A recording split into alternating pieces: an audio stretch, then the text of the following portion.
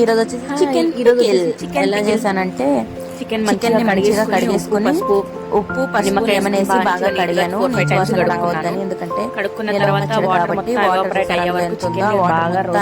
అయిపోవాలన్నమాట. ఈలోపు అల్లం తెల్లుల్లి 200 గ్రామ్స్ కచ్చపచ్చగా పేస్ట్ అయితే చేసుకున్నాను. మళ్ళీ ఇంకో బౌల్ పెట్టుకుని ధనియాలు 2 టేబుల్ స్పూన్, మెంతులు జీలకర్ర 1 స్పూన్ వేసుకుని మంచిగా రోస్ట్ చేశాను. రోస్ట్ అయిన తర్వాత అవి కూడా ఫైన్ పౌడర్ చేసుకున్నాను. ఏదైతే రోస్ట్ చేసానో అందులోనే పల్లి నూనె వేసుకుని నూనె కొంచెం వేడయ్యాక చికెన్ ఏదైతే రోస్ట్ చేసి పెట్టుకున్నానో ఆ చికెన్ అందులోకి ట్రాన్స్ఫర్ చేసుకున్నాను. ఇంకా చికెన్ మంచిగా ముక్క గట్టిగా వేయగాలి, మెత్తగా ఉండకూడదు. మెత్తగా ఉంటే పచ్చడి పోతుంది. సో గోల్డెన్ కలర్ వచ్చే వరకు ఫ్రై చేయాలి.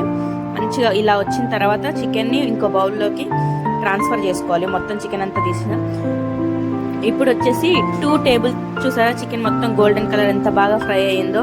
అదే ఆయిల్లో ఇప్పుడు ఏదైతే చికెన్ తీసామో అదే ఆయిల్లో 2 టేబుల్ స్పూన్స్ అల్లం తెల్లుల్లి పేస్ట్ ఏదైతే కచ్చాపచ్చగా దంచి పెట్టుకున్నానో ఆ పేస్ట్ వేసాను. ఆ పేస్ట్ ని ఎంత గోల్డెన్ కలర్ వచ్చే వరకు ఫ్రై చేయాలి, లేదంటే పచ్చి వాసనకి, ఎందుకంటే నిల్వ పెడుతున్నాం కదా అనవసరంగా మళ్ళీ పోతుందన్నమాట. బాగా గోల్డెన్ కలర్ రావాలి. మొత్తం చూసారా ఎలా ఫ్రై అవుతుందో, లాస్ట్ వరకు చూపిస్తాను చూడండి. మంచిగా గోల్డ్ కలర్ రావాలన్నమాట.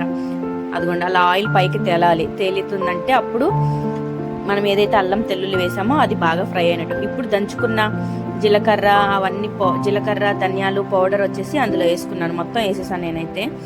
మంచిగా కలుపుకున్నాను ఆయిల్లో కొంచెం బాగా ఫ్రై అవ్వాలని చెప్పి. అది కూడా మంచిగా కలిపేసుకున్నాను ఆయిల్లో. మంచిగా నీట్గా కలిపిన తర్వాత 3 టేబుల్ స్పూన్ కారం అయితే వేసాను. కారాన్ని కూడా కారం వేసినప్పుడు మాత్రం స్టవ్ సిమ్లో పెట్టుకోండి. సిమ్లో పెట్టి ఆయిల్ చూసారా కారం బాగా అయ్యాక ఆయిల్ పైకి తేలుతుంది. అప్పుడు ఫ్రై చేసుకున్న చికెన్ కూడా అందులోకి వేసేసుకుని మొత్తం కలిపేసుకుని ఒక 2 అవర్స్ తర్వాత ఒక లెమన్ పిండుకోండి. చల్లగా అవ్వాలి. చల్లగా అయిన తర్వాత లెమన్ పిండుకోండి.